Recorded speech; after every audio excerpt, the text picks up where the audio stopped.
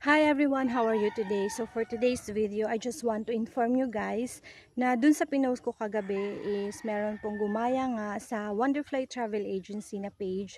I don't know kung ano yung purpose niya, pero this video, the purpose of this is to inform everyone na mag-ingat po sa mga bagong gawang page. Alam nyo naman guys kung saan talaga ang legit na Wonderfly Travel Agency, lalo na dun sa old client ko. So safe na po yung mga old client kasi napansin namin yung mga nag-like or follow dito sa Wonderflight na old is hindi po nila na-open yung bagong gawa ng Wonderflight Travel Agency, as in same talaga siya guys sa yung mukha or yung profile, same talaga siya sa agency namin. Pero try nyo search dun sa mga old client ko.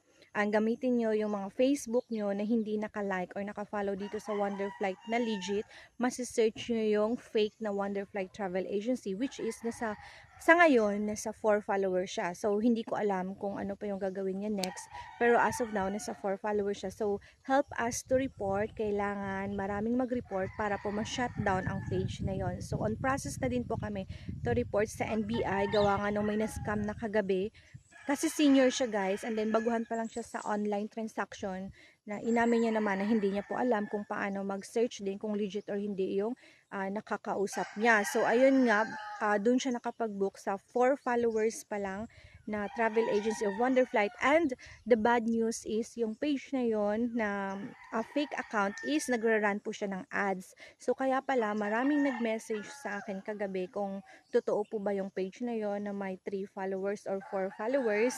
So sabi ko is hindi nga kami yon, at gawa nga nung hindi ko siya nasa-search, kaya po sa unang nag-chat nun is sabi ko parang wala lang. Pero yung pangalawang beses na talagang tumawag na sa akin yung client na nagbayad na daw siya, doon na po ako na alarm guys na nagra-run po, I mean na-check ko kasi nagra-run siya ng ads, kaya kumakalat yung page niya na Wonderfly Travel Agency. And then kinopy niya lahat ng post namin.